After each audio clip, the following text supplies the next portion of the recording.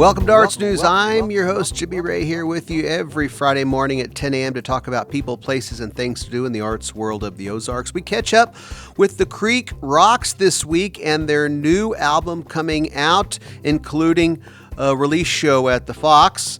We'll also talk more about preservation of old-time music and more. Right here on Arts News. Let's go. Let's go. Let's go. Let's go. Let's go.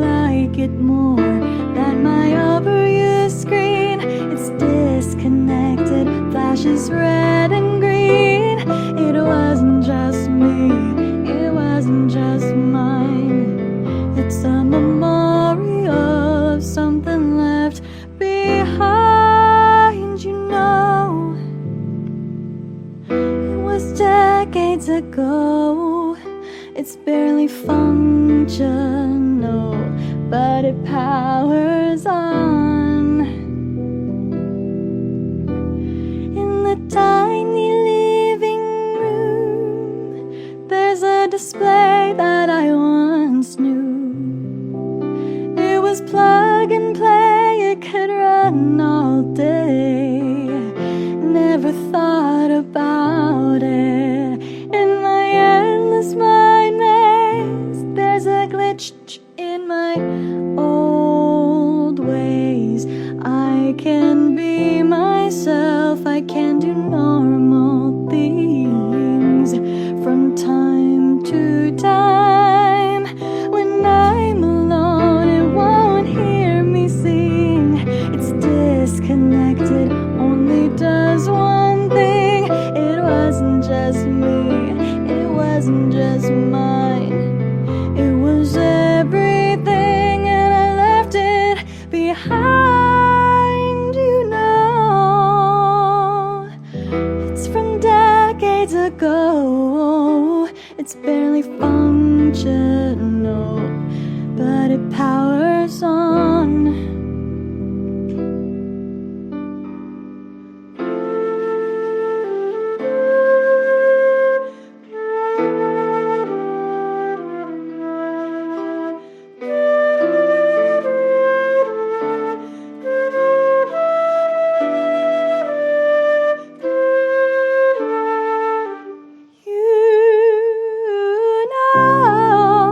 It's from decades ago.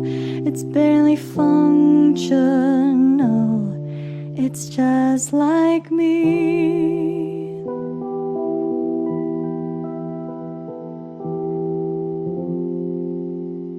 I'm Jimmy Ray. You're listening to Arts News here on KSMU, and we are showcasing local and regional entries into the NPR Tiny Desk Contest. That was Annabelle from Ozark, Missouri, and her tune Barely Functional. I'll continue to bring local and regional songs and artists from NPR's Tiny Desk Contest this year right here on Arts News. And Neosho's historic mosaic mural restored after decades of weather damage. One of Southwest Missouri's largest and most recognizable public artworks has been restored, giving new life to a mosaic that has overlooked Big Spring Park in Neosho for more than 60 years. Known as the Neosho mural, the 9-foot by 45-foot mosaic was designed by artist Lawrence Sanchez and installed in 1965 on the side of what was then a Safeway grocery store. Made from more than 61,000 one-inch ceramic tiles, the mural depicts the story of Neosho from its earliest settlement through the dawn of the space age, reflecting the community's agricultural roots and its connection to Rocketdyne and America's earliest space program. After years of exposure to the elements, water damage caused mortar to crack and tiles to loosen or fall away. The Neosho Arts Council began planning the restoration in 2019 with the help of an art preservationist, but one of the biggest challenges came from finding replacement tiles that matched the mural's original 1965 color palette. That search ultimately led the council back to the manufacturer of the original tiles, which had recently introduced a line of vintage colors suitable for the project. The restoration was completed in July, with conservators preserving the vast majority of the original artwork while carefully replacing only damaged sections. According to Neosho Arts Council President Sarah Serio, the goal was to maintain the mural exactly as it appeared when it was first installed more than 6 decades ago. The project is part of a broader effort by the Neosho Arts Council to preserve the city's artistic heritage. The organization has also restored Lawrence Sanchez's Rocketdyne mural at Crowder College and the 1939 Centennial mural at the Neosho Newton County Library, while creating audio descriptions and self-guided tours that make the works more accessible to visitors. The restored Neosho mural is free to view in Big Spring Park, where it continues to tell the story of the community for new generations. More information at neoshoarts.net.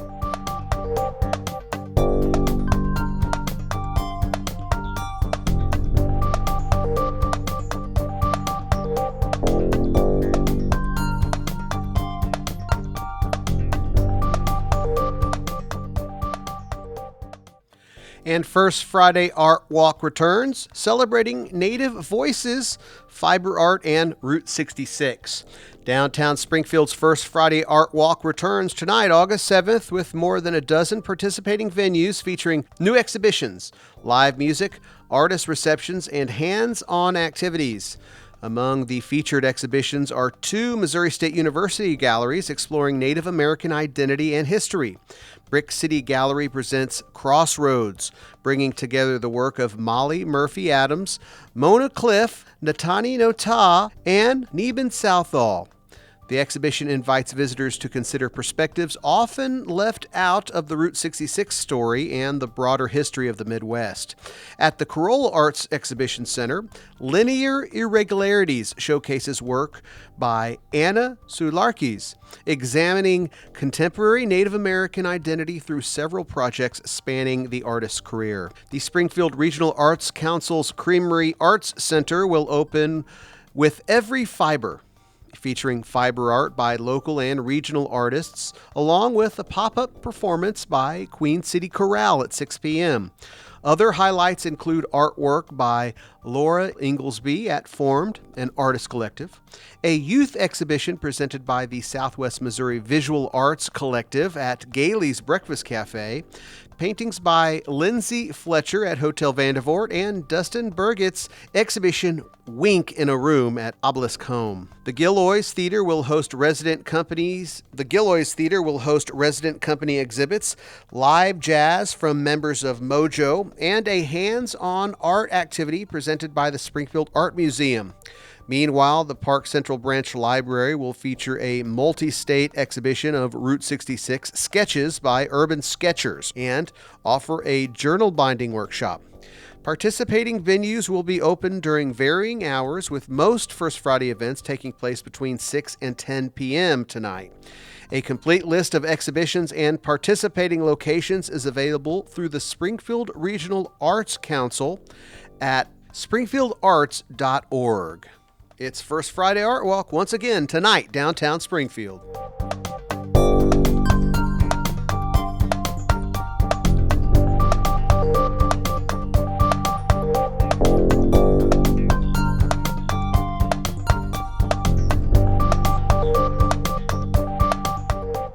I'm Jimmy Ray, listening to Arts News here on KSMU. A couple special guests and a milestone for the Creek Rocks. Mark Ballou, Cindy Wolf, welcome. Thank you, Jimmy. Thanks, Jim. So, second album from you, and this one dives even deeper to the preservation of folk music in America and our region. Give us a little bit of an idea of how this came together in the larger scheme of Library of Congress and this Artist in Resonance title that you guys have, Mark. Well, there was a woman named Sidney Robertson Cowell, who came to Springfield in the 1930s. She was here December 36 to January 37, and she was with the Resettlement Administration at that time, the New Deal projects. And she had her disc cutter with her, and she was here expressly to record folk music. And the known celebrity May Kennedy McCord helped her coordinate that, round up people. And so she made these recordings. What was the number? Do you recall of how many songs? Something like 180 Yeah, I was songs. going to say 200 or so. Or instrumental tunes. And so that stuff has been up at the Library of Congress ever since. And we saw an opportunity. We applied for a fellowship that they were advertising out of the American Folklife Center called the Artist in Resonance Fellowship. And we applied, and by golly, if we didn't get it, which allowed us to go up there and listen to the music that Sidney Robertson had recorded and do research while we were there as well. And so the goal of the fellowship was to end up with an artistic product, in our case, an album of music based on what we had found there at the Library of Congress. And so that's what we've done. Wow. So you went to D.C. Yes, sir. And were able to go in there and actually hear these old field recordings, research around it, soak it all in, take it all in, and then take those songs, the selections that you felt best fitting, and make your own recordings of them. And you did that here, Mark? Was that under your watch there? Yes, we did. We recorded it at our home studio, for better or for worse. I hope to think for better, but we'll see what the judgment of the masses is on that. So this record coming out August 15th and accompanied by a show at the historic Fox Theater in downtown Springfield on the same night, August 15th. And the doors will be opening at 6:30. The show will start at 7:30. Tickets and information available at historicfoxtheater.org. And so glad to see this show happening at the Fox. We know that the Gilloys has kind of taken over some of the programming there, working with the History Museum there. So it seems to be a perfect fit for this particular project, and so glad to see that it's happening in there. Cindy, when you guys were kind of going through these recordings, what is it that jumped out at you or made you go, that's a selection that we should be considering doing for this project in our own recording? Well, first of all, it was a thrill to actually sit there and listen to these old recordings. We both just kind of had chills the whole time.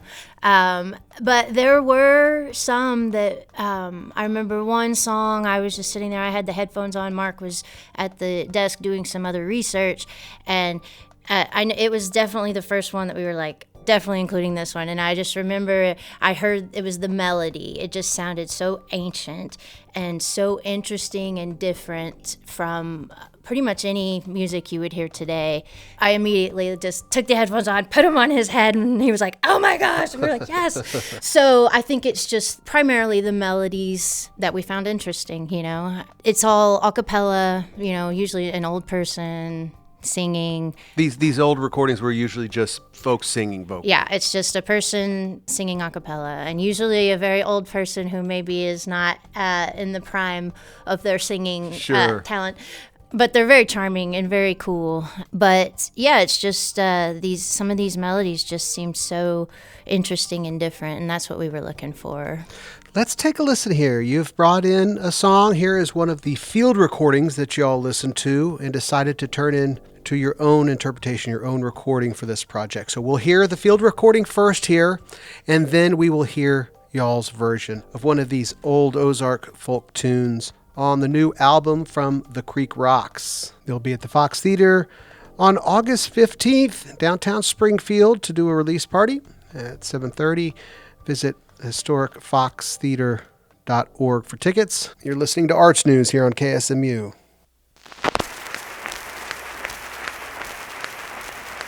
This is the old tune to Barbara Allen, very old in the Ozark Hills.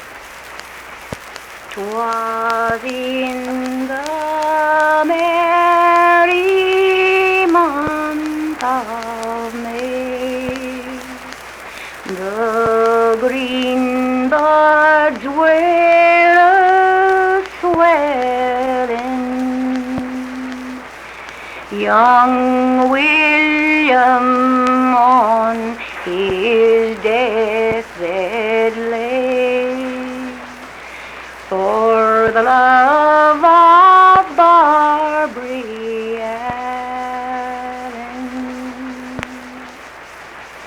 They sent a servant to the town where Barbary was a-dwelling. Arise, arise, you up and go, if your name be Barbary Allen. 'Twas in the merry month of May, the green buds were a-swelling,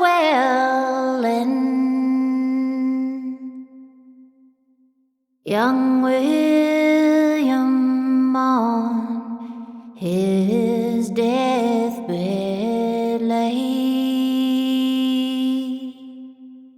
for the love of Barbary Allen.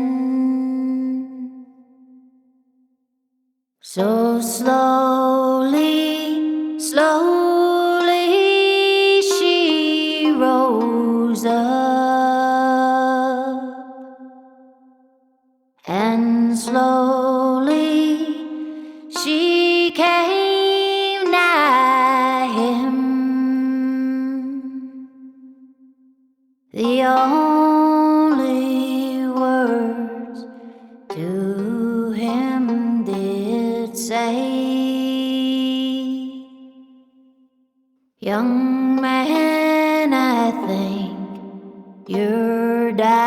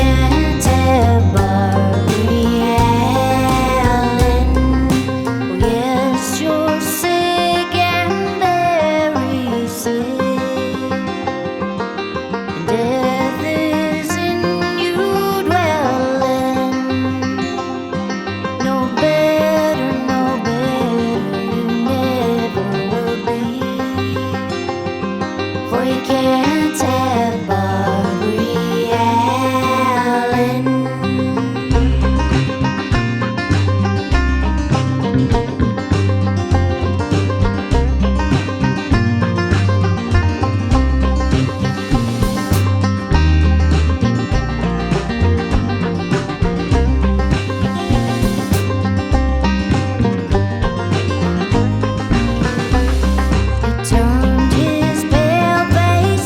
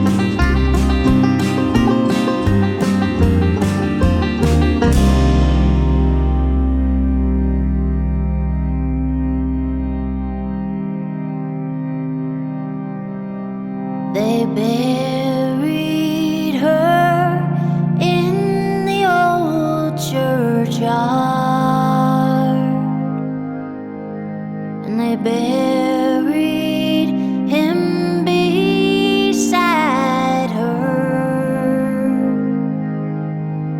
and from his heart there grew a rose, and from her heart a briar.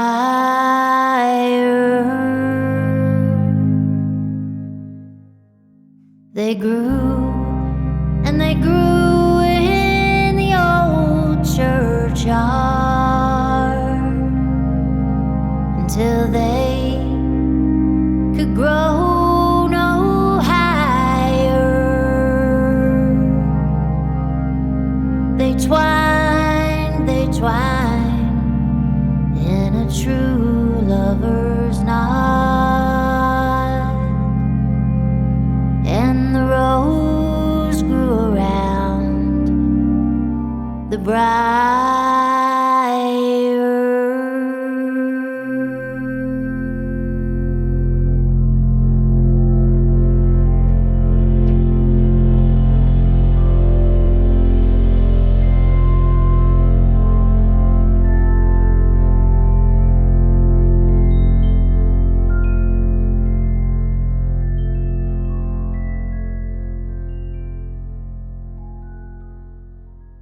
I'm Jimmy Ray. You're listening to Arts News here on KSMU. That was the Creek Rocks from their newest record, which will drop August 15th, including an album release at the Fox Theater, downtown Springfield, Park Central Square. That'll be Saturday, August 15th. Doors at 6:30, and the show starts at 7:30. More information and tickets at historicfoxtheater.org. I have the Creek Rocks here with me today in the Arts News studio. Cindy Wolf and Mark Ballou, as they continue to carry the torch of preservation of folk music here in the Ozarks. You know, in this day and age, some of the preservationists now passing on, Gord McCann, Meredith Sisko. Yeah. It's great to see this kind of project still happening. You know, these are the types of recordings that who knows how long it's been since somebody has heard these recordings, let alone done anything with them. So whenever you guys are doing this, is this something that Creek Rocks I've seen on duet, we've seen larger bands. Is the album that you guys have done, Mark, is this something that you guys employed the whole band with, or a little bit of both? Yeah, so we took the opportunity to flesh these arrangements out. So they're the goal of the fellowship was to bring our own creativity into the situation. So we decided to go with kind of a full band sound, drums and bass and all sorts of things. And so there's a couple of friends that are involved, and yeah, we ended up being real pleased with it. It's an interesting thought about how faithful to the original recording should we be. And the people at the Library of Congress were like, Go crazy, go hog wild. Really bring your sense of musicality to it, and so that's what we've tried to do. Who's some of the friends you had on the recordings with you all? We have Brian Martin. He's a guitarist, singer, songwriter from Arkansas, but in this case, he's playing drums. Seth Shoemate's playing a little harmonica on that. And I think that's it. I think between the two of us, played everything else. Oh, really? Nice. Well, how long of a timeline did this look like from start to finish? Once you saw that the fellowship was available and applied to, we're getting ready to do a show on the 15th. Well, the initial fellowship started back in August 2 years ago. 2024. Yeah. Yeah. So it's been a 2-year process that's gotten us to this point. Wow. Interesting. Yeah.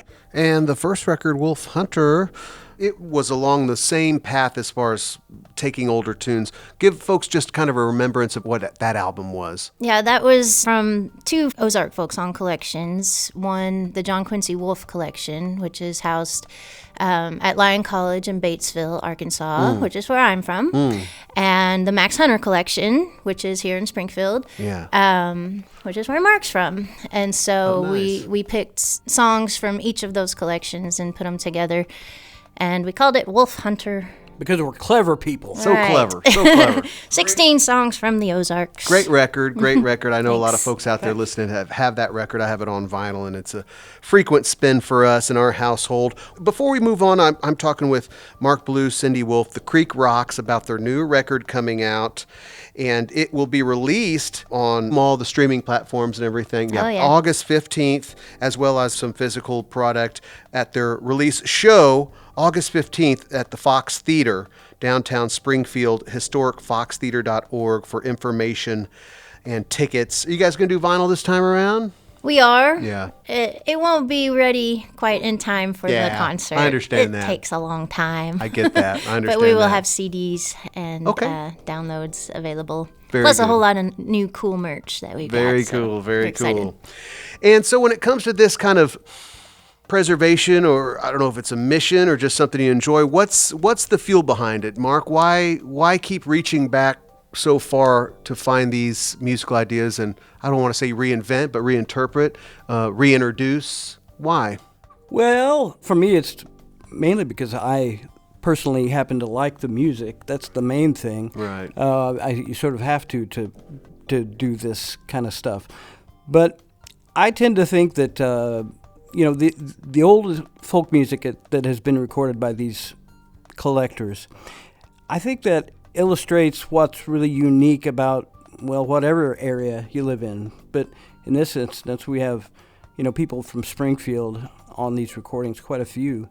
And this was a generation prior to, like, say, when Max Hunter was collecting. This was a lot of things culturally happened in between that time, World War II for one. So my interest was, what is the music itself like? What does the music tell us about what people were singing and enjoying back in that day? And a lot of these songs harken back to the generations before them. So it's really a window into the history of this area. And so that's kind of what's been motivating me. I really wanted to know what the music sounded like. Yeah, right. Whenever you guys were going through, there was a research element that you talk about. What exactly were you trying to do? Just dig deeper to the particular artist or the area or the time, or what was the research factor that was going on during the listening? Yeah, all of those things. But primarily, we wanted to learn about our song collector, Sydney Robertson, because she was fascinating. She was a young single woman in her early 30s, and she drove around in her car by herself through the hills. She didn't know anyone here, and she showed up and had her portable recorder. They called it portable because it had wheels, but it weighed a couple 100 pounds. Wow. It's a big old thing. Yeah, I'm sure back then it was pretty alien to Yeah. come rolling into somebody's community or homestead, and you have this giant machine that's capturing, this- Exactly, yeah. So she was very adventurous and very brave and really cool. So we were able to learn a lot about her. Yeah. We went through files and files and files full of documents, letters. She saved every letter she wrote in her whole life, I think. Really? And she corresponded with Jimmy Carter. She corresponded with John Steinbeck. Wow. She corresponded with Gordon McCann. Yeah. I remember we found a few letters back and forth between them, and Mark. We scanned them, and Mark was trying not to get his tears on the letter because it was so touching just to have something so close, Yeah. And as we learned more and more about her, we just really grew to love and respect her. And so that was mostly what our research was reading her letters. She did a lot of writing in her later years. She called it reminiscing on field recordings, and she talked a lot about her time here in the Ozarks and how much she loved it here and the people. She had come from Appalachia right before she came here, and when she came here, she said she had not met mountain folk until she got to the Ozarks. Hey, not surprisingly, kind of one of her secret weapons of the whole journey was getting to know Vance Randolph. She had known about his writings, and he turned out to be very helpful to her as far as advice and rounding up singers and things like that as well. So that was something I was fascinated to learn. Let folks know more about Vance. Vance was a best-known folklorist regarding the Ozarks region. That was his specialty. He was what you'd call a regionalist, and he was all about the Ozarks. That's where he concentrated his life's work. And probably most notably, he published 4 volumes of Ozarks folk songs, big old books that are just full with thousands of songs that's been preserved for us to learn from now. But he wrote about all kinds of folklore, and he was a writer by trade, so he really, that's where he put his passion, was all about the Ozarks. Yeah. So do you guys feel a sense of a responsibility to kind of carry this on? Like we mentioned earlier, some of the preservationists that have been doing it have passed on. They've done great work cataloging. Do you feel a sense of responsibility to kind of keep it going, or is it really just for enjoyment? It's both, I think. These people have gone, Sydney, for example, trekking through the hills, in her car with this machine, getting all these songs collected, and then they just sit there, that's a sad thought. Like, they're there to be sung, they're there to be learned. She even used the phrase, if you don't sing these songs, if you just write them down or record them and nothing's done with them, they're trapped like a fly in amber. And so they're meant to be reinterpreted over and over and passed from person to person, with each person adding a little bit of themselves to it, I think. So I think it is a responsibility. Yeah, I think I speak for both of us when I say this music kind of found us. For whatever reason, we're just weird enough that we happen to like the music, and so we're drawn to it. So it's partly we want to spread the word, but also it's creatively satisfying for us. Yeah, it is quite enjoyable to take these, just raw, one person singing a melody, and then there's just so much that you can do with it, chord-wise, arrangement-wise. Yeah. So it's satisfying work for sure. Talking about songs being trapped, when we were there at the Library of Congress, we got to hear a few other things while we were there, just by happenstance, and got to thinking about it, and I asked them, I said, well, first of all, they told us that they had something like, 1.5 million hours of recorded music of this, of field recordings. And I said, what percentage of this stuff do you think is here that's never been listened to anyone since the day it was recorded? I can't remember their answer, but it was an alarmingly high percentage. There's just all of these treasures waiting to be discovered, by people today. So yeah, we were afraid Mark would just get stuck there and never come out again. Like, he's down in the archives, just feed him some crackers every once in a while. He'll be there for years. Yeah, it's fun. Well, I know it makes me proud, and I'm sure it makes a lot of folks listening proud of the work that you're doing and the preservation work. And some of these tunes nearing the 100-year marker or more, it means a lot to the Ozarks. This is a special place. A lot of folks know that this is a special place, and this is just an exclamation point to that. It's the Creek Rocks, Mark Ballou, Cindy Wolf. They have a brand new record coming out. It's going to be dropping on streaming platforms on August 15th, and then the same night, a release party, a album release, downtown Springfield at the Fox Theater. Doors at 6:30, show at 7:30. You can find more information at historicfoxtheater.org. Also get tickets there. Spread the word if you haven't heard about it yet. Bring a friend. Celebrate this folk music in the Ozarks. We'll see you on down the line, friends. Thanks again. Thanks so much, Jimmy Ray. Thanks, Jim. You're listening to KSMU and Arts News.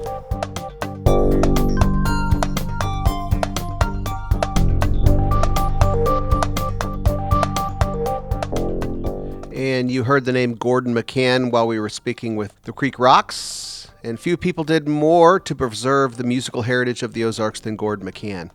For more than a half century, he traveled the back roads and front porches with a tape recorder, capturing the fiddle tunes, voices, and stories of traditional musicians throughout Missouri and Arkansas.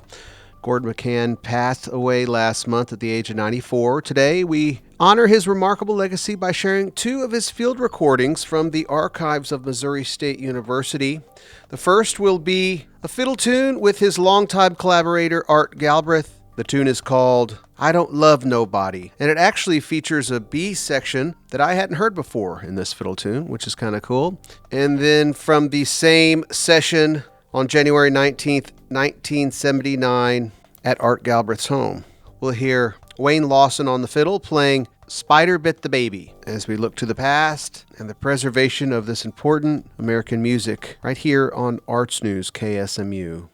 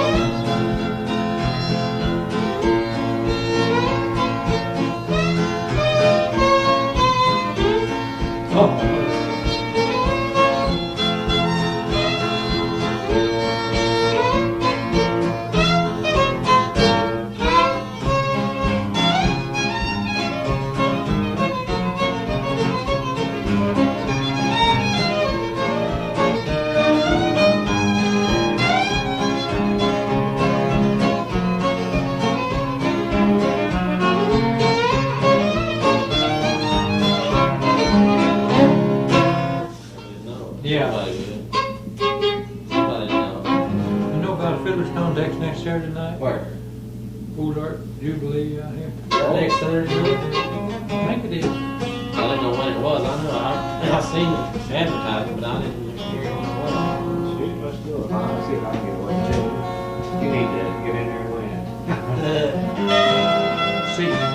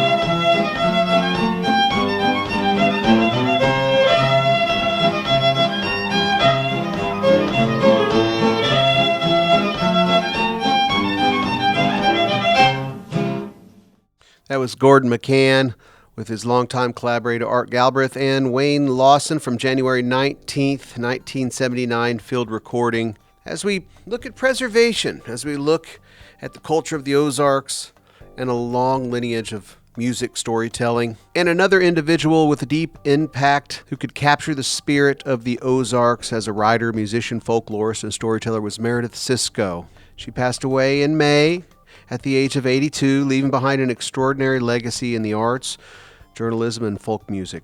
As a writer, singer, teacher, and beloved storyteller, she spent decades documenting the people, music, and traditions of the region, sharing many of those stories with KSMU listeners through her monthly feature, These Ozark Hills. There will be a tribute to Meredith Sisko tonight from 6:30 to 8:30 p.m. at the Hatch Auditorium at the Library Center, located at 4653 South Campbell Avenue. Performers will include the Shortleaf Band, Auntie M and the Tornadoes, the Blackberry Band, Brixie Creek Band, Mary Alexander, and more to celebrate the life and legacy of Meredith Sisko. That's tonight at the Hatch Auditorium in the Library Center.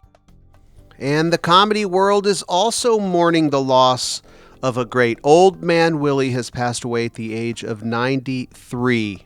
Known for his quick and raunchy comedy, I first saw Old Man Willie at Dennis's Place during our Open Jam residency back in the 2000s.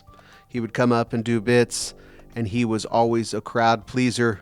You could find him around town and at the comedy clubs, making people laugh with his quick wit. And here in his own words describing his style of comedy, it's Old Man Willie. My style of comedy goes back to the 60s and the 70s. It's called rapid fire comedy, one joke after the other. No observational comedy, just try to get the laugh from each joke instead of a character who tells them. The last of the big timers was Rodney Dangerfield and the Joan Rivers. After them, there's no more left. I'm the last of the species of the jokeman. I'm one of the last, probably more. And I also feel I'm possibly one of the oldest active comedians in the United States. I'm 93 years old. I can still get up there and do an act. Whether it's good, bad, or indifferent, I still can get up there. My career is really skyrocketing. In fact, I just signed a big 2-year contract with this club up in Branson. Now, if I only get them to sign, I'll really have something. Last week, my doctor gave me 20 minutes to live. But I finally convinced him that me and his wife were just close friends. That was Old Man Willie. He has passed away at the age of 93 in California with his family. Local comedy legend. Many shows at the Blue Room Comedy Club. In fact, the owners would pick him up and drive him home. He made it out to Los Angeles and performed at the legendary Comedy Store. Thanks for the laughs, Old Man Willie.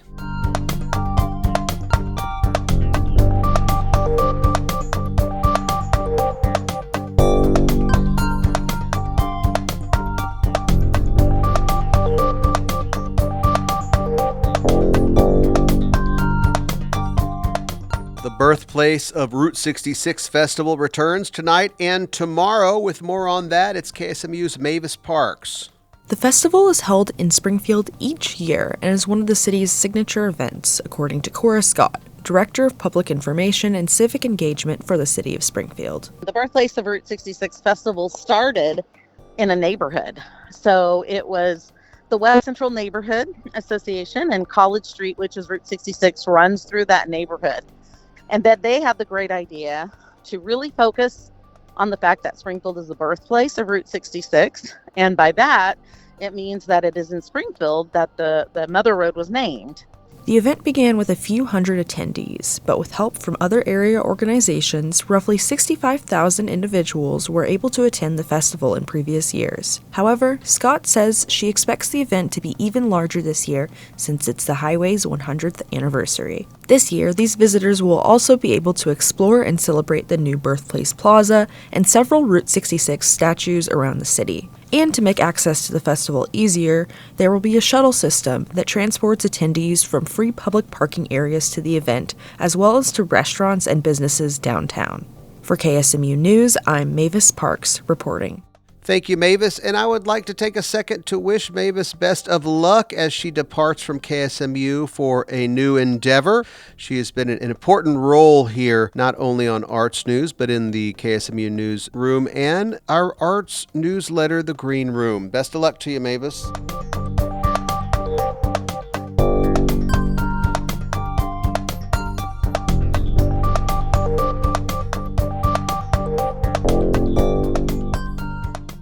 And Narnia's Prince Caspian enters its final weekend in Branson. Audiences will have one final opportunity this weekend to experience Prince Caspian at Branson Hillside Theater before the production closes on Saturday. Presented by the internationally acclaimed Logos Theater, the stage adaptation brings C.S. Lewis's beloved novel to life with large-scale sets, elaborate costumes, life-size creatures, and cinematic special effects.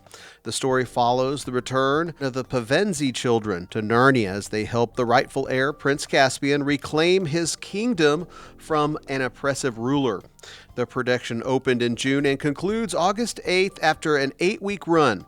Performances are approximately 3 hours and 15 minutes, including an intermission, and are recommended for families and audiences of all ages. Following the close of Prince Caspian, the Logos Theater will return to Branson Hillside Theater this fall with The Lion, the Witch, and the Wardrobe, continuing its stage adaptations of C.S. Lewis's Chronicles of Narnia series. Ticket and performance information are available through Narnia Branson at their website, narniabranson.com. And Big Smith returns with a concert in Clever, Missouri on August 14th at 6 p.m. at the Clever Barn, located at 3647 Jasmine Road in Clever. It's a fundraiser benefiting Missy for Mo. Tickets and more information can be found at missyformo.com. That's MISSI for Mo.com. It's Big Smith returning to the Ozarks on August 14th. We'll hear maybe some music from Big Smith next week. And live from downtown, the weekly concert series running from May through September on Park Central Square every Saturday at 7 p.m. is taking a break this weekend for the Route 66 Festival that we heard about earlier. It will resume next week and through the month of August and September. It's live from downtown, just breaking for this week.